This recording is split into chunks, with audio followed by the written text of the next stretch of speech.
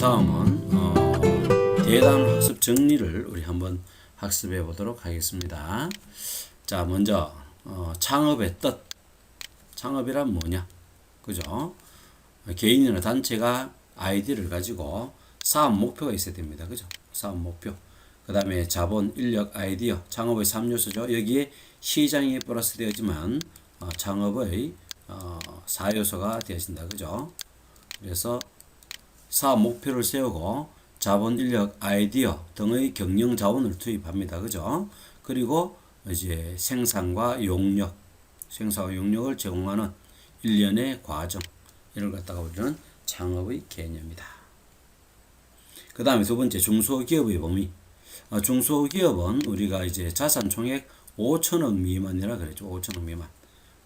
전문 우리가 했지만 대기업이 뭐라 그랬죠? 대기업은 10조죠. 10조 이상. 그 다음에 중견기업은 이제 5천억에서 자산입니다. 매출이 아닙니다. 5천억에서 10조 미만. 여기까지 우리 대기업의 기준이 되어졌고요. 전문에 쌤이 이야기할 때 강의에 2차 시에 보니까 말은 5천억 했는데 거기에 이제 설명문 달아놓는 거 보니까 500억이라고 적어놨더라고요. 여러분들 그거 좀 제대로 5천억으로 인식해 주기 바랍니다. 그래서 5천억에서 10조 미만. 그 다음에 중소기업은 뭐냐면은 5천억 미만이 되어집니다. 무엇을 기준이죠? 자산입니다. 매출 아닙니다. 그래서 자산 기준으로 이렇게 되어진다. 그 다음에 소기업은 어떻게 되어지냐? 소기업은 다 똑같지는 않지만 5가지로 이제 분류하죠. 그죠? 5가지로 분류하는데 연간 10억 원에서 120억 미만인 기업, 이걸 갖다가 우리는 소기업이다라고 이야기합니다. 자, 창업의 목적은 크게 두 가지 나오는데 국가적 차원의 목적과 개인적 차원이다. 국가적으로 볼 때는 다양한 재화 용역 없는 재화와 서비스를 만들어내고, 그죠? 또 일자리 창출하는 거, 국가적 문제죠. 그죠? 그 다음에 경제 성장을 할 수 있는 것, 이런 것들은 국가입니다. 그죠? 그 다음에 사회 불안 요소, 실업자 많으면 사회 불안 요소가 되어지죠. 이제 국가적 차원이 되어지고요. 개인적 요소로서는 경제적 여유, 창업하면서 경제적 여유가 생길 수 있죠. 성공한다는 전제 조건 하에. 그 다음에 두 번째, 직장의 이제 성장의 한계성이 있죠. 그죠? 그러나 이는 자기의 능력에 따라서 무한하게 성장할 수 있다. 그죠? 그 다음에 미래의 불확실, 기업에서는 언제 잘릴지 모르잖아요. 그래서 이런 것들을 배제할 수 있다. 자기가 힘이 있고 창의성이 있고 능력이 있고 끈기가 있는 한 끝까지 나아가는 거죠. 그죠? 그 다음에 이제 자기만의 개성을 추구, 자기가 좋아하는 일을 자율적으로 할 수가 있다. 선배라든지 또는 상사의 제재 없이, 그죠? 자기의 의지대로 한번 도출해 볼 수가 있다. 추진해 볼 수 있다. 이런 것들이 개인적 차원의 창업의 목적이 되어지는 것입니다. 그 다음에 창업의 방법은 소상공인의 기업을 창업하는 방법이 있는데요. 소상공인은 5인 미만이라고 이야기했습니다. 그죠? 5인 미만이고요. 그 다음에 이제 신규 기업을 창업하는 방법이 하나 있고, 그다음에 프랜차이즈를 창업하는 것, 그 다음에 기존 사업체를 인수하는 것들이 있는데요. 이 뒷부분에 문제 풀이해보니까 또 나오더라고요. 그때 상세하게 한번 이야기할 수 있도록 하겠습니다. 자, 다음은 창업의 성공 요소. 여기 보면 나오는데요.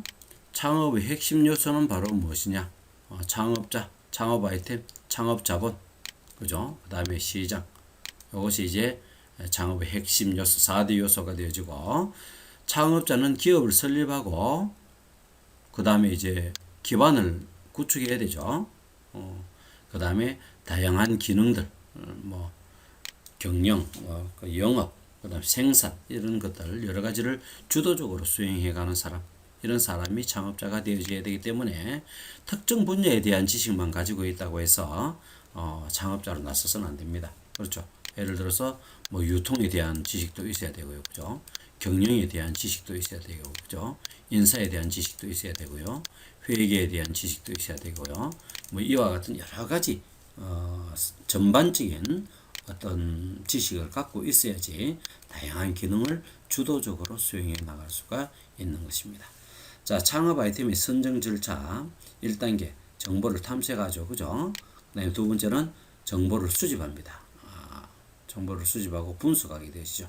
그 다음에 이렇게 분석했는 데이터에 사업성이 있느냐, 돈 벌 수 있느냐 검토를 하게 되지고요. 그 다음에 최종 아이템 선정을 하게 됩니다. 그죠? 몇 가지 선정하고 이 선정된 아이템에 대해서 경험을 한번 해보는 거죠. 그죠? 그러고 난 다음에 경험해가 어느 정도 이제 경험이 쌓였다, 노하우가 익혀졌다 이래 되어지면은 경영 수업을 받아서 본격적으로 창업을 하게 되어지는 것입니다. 자, 그 다음에는요, 창업 자본은 자기 자본이 있고요, 그죠? 창업 자본, 자기 자본, 그 다음에 타인 자본이 있는데요. 자기 자본은 개인 자본과 또 법인 기업으로 나누어지죠. 그래서 개인 자금은 뭐 개인이 직접 투입했는 자본이 되어지고, 그죠? 여기는 자신의 금융자산 또는 현물 이런 것들이 전부 다 되어지는 겁니다. 법인기업인 경우에는 이제 주식의 형태로 이제 자본을 이제 모집하게 되어지는 것이고요. 타인 자본 차입금이라든지 이런 것들, 외부로부터 빌려오는 것들, 그죠? 이런 것들이 이제 타인 자본이라고 이야기하는데, 이 두 개를 합쳐서 우리는 뭐라고 이야기한다 그랬죠? 자산이라고 이야기한다 했죠. 그래서 우리가 얘기할 때 이런 부분을 갖다 우리는 자본, 그죠? 이 부분을 우리는 부채, 타인 자본, 이 두 개가 합쳐서 자산, 우리 회계에서 다 배웠죠. 그 다음에 창업 아이템의 수명주기, 제일 처음에 도입기가 되어지고요, 그죠? 그 다음에 이제 성장해 나갑니다. 그 다음 성숙기, 그 다음에 이제 성숙기 어느 정도 하면 경쟁 기업이 너무 많이 오고 매출이 일정 한도로 이제 더 이상 증가하지 않으면서 이제 쇠퇴기로 접어들게 되었습니다. 이것도 문제풀이에서 우리가 한번 알아보도록 하겠습니다. 간단하게. 자, 그 다음에는 이제 창업 환경의 변화, 경제적 환경의 변화는 무역 환경이 일단 변화되어졌고요, 그죠? 그 다음에 경영 환경이 변화되어졌고 노동 환경이 변화되어졌다, 그죠? 경제 환경입니다. 경제와 관련된 정책, 무역, 경영, 노동. 그 다음에 이제 사회 환경은 인구 구조가 변화되어졌고 또 문화가 또 변화되어졌다, 그죠? 그 다음에 여성의 역할이 변화되어졌다. 이런 것들은 사회 환경의 변화에 해당되어지는 것입니다. 다음은 기업가 정신입니다. 기업가 정신의 중요성. 첫 번째 위험을 감수한다, 그죠? 기업가들은 경영자하고는 다릅니다. 기업가는 회사를 설립하는 사람이죠, 그죠? 위험을 감수하면서 지속적인 변화와 혁신을 추구한다. 안정적인 것을 추구하지 않습니다. 그래서 발전을 위해서는 변화와 혁신을 추구하게 되어지고요. 그래서 이제 기업을 성장시키고 국가 발전에 이바지한다 하는 것이 바로 기업가 정신의 중요성이 되어집니다. 자, 기업가 정신의 구성 요소는 첫 번째 혁신성, 그죠? 그 다음에 남과 달라야 된다, 그죠? 그 다음에 위험을 기꺼이 감수해야 되고 앞으로 나아가고자 하는 진취성, 미래지향성이죠, 그죠? 그 다음에 자율성, 독립적으로 어떤 행동을 할 수 있는, 그 다음에 사회적 책임성, 그죠? 사회의 책임성과 이제 불가분의 관계에 있습니다. 이와 같은 것을 가졌을 때 기업가로서의 올바른 정신을 가졌다, 이렇게 보면 되겠습니다. 기업가의 자질과 특성, 상식이니까 한번 읽고자 하겠습니다. 독립심과 책임감이 있다. 그 다음에 인내심과 문제 해결 능력이 있다. 그죠? 인내심이 있어야 됩니다. 쌤 참 중요하다고 생각해요. 인내심. 그 다음에 세 번째, 성취와 성장의 욕구가 있다. 결국은 이게 참 중요한데요. 성취와 성장의 욕구가 있을 때 뭐냐면요, 어떤 힘든 일고 어려운 문제도 이겨낼 수 있고요. 인내심이 있고요. 그죠? 그 다음에 어떻게 하면 이걸 난관을 이겨나갈 수 있을까? 그래서 꼭 성취하고 싶어 하는 문제 해결 능력을 가지게 되어지고요. 또 이제 강한 책임감, 독립심도 가지게 되어집니다. 그래서 이 목표죠. 성취와 성장의 욕구가 바로 목표와 관계되어집니다. 그리고 이제 긍정적인 생각, 행동. 뭐 잘못된 걸 무조건 잘 됐다 이런 것이 아니라 잘 할 수 있다. 해결 방법을 찾는 것이 긍정적인 생각과 행동이고요. 그 다음에 자기만의 독단적인 사고보다는 열린 의사소통 대단히 중요하다. 또 기업가가 알아야 할 경영 전략. 자, 환경을 먼저 분석합니다. 그죠? 스와트 분석 기억나죠? 그 다음에 이렇게 환경이 분석되어졌으면은 이제 전략을 수립해야 되십니다. 그래서 누구한테 어떤 사람한테 물건을 잘 팔고 이제 그 포지셔닝을 할 것인가, 그죠? 그리고 이제 실천을 하게 되어지는 것입니다. 자, 경영 전략의 세 가지 수준 전략은 기업 수준의 전략, 최고 경영청이죠, 그죠? 그 다음에 이제 사업부 수준의 전략, 각 부서별로, 그죠? 그 다음에 기능 수준별, 상품별, 그죠? 수준의 전략을 수립하는 것이 바로 경영 전략의 세 가지 전략이 되어진다. 그 다음에 경영 전략 기법, 원가가 우위에 서야 된다.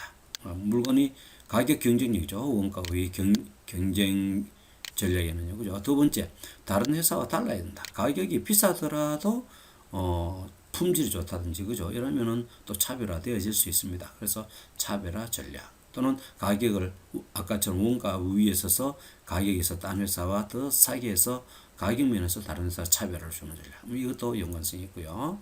그 다음에 특정 지역을 집중적으로 공략하는 집중화 전략 이런 것들이 있을 수 있다. 그 다음에 상황별 경영 전략은 전략적 제휴, 그 다음에 아웃소싱 전략. 아웃소싱이란 외부의 핵심적인 어떤 보편적으로 이야기하면 핵심적인 기술만 놔두고 외부의 생산을 의뢰하는 이런 것들을 아웃소싱을 하고, 전략적 제휴는 두 회사가 이렇게 결합을 해서 제휴를 결합이죠, 그죠? 협조하는 거죠. 협조를 해서 시너지 효과를 올리는 것을 이야기하는 것입니다, 그죠? 그래서 내가 우리 제품을 쓰면은 이 제품도 준다, 그죠?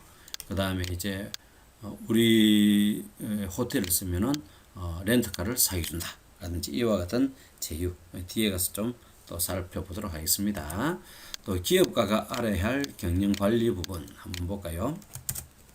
생산관리의 원칙은 단순화, 표준화, 전문화, 그죠?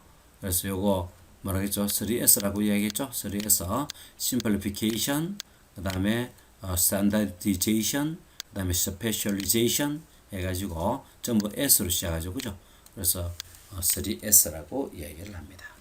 마케팅 믹스, 대단히 중요하죠, 그죠? 마케팅 믹스. 그래서 우리가 이제 제품 전략이 이루어지면, 그죠? 이 마케팅 믹스가 이루어지는 겁니다. 제품, 가격, 유통, 촉진 이 네 개를 잘 최대의 효과를 이룰 수 있도록 잘 뭐합니까? 조합하는 것이죠. 조합해서 이제 마케팅 활동을 하는 것이 되어지는 것입니다. 이것을 갖다 우리는 마케팅 믹스라고 이야기합니다. 자, 그다음 마지막으로 이제 기업 윤리, 기업의 지속 가능한 경영과 고객의 신뢰를 받기 위해서는 윤리를 최우선의 가치로 인식하는 기업 문화가 무엇보다도 중요하다. 그죠? 그 다음에 기업의 사회적 책임. 이제 기업은 뭐냐면은 이윤 추구 활동 대단히 중요하죠. 그리고 이제 법령과 윤리를 잘 준수해야 된다.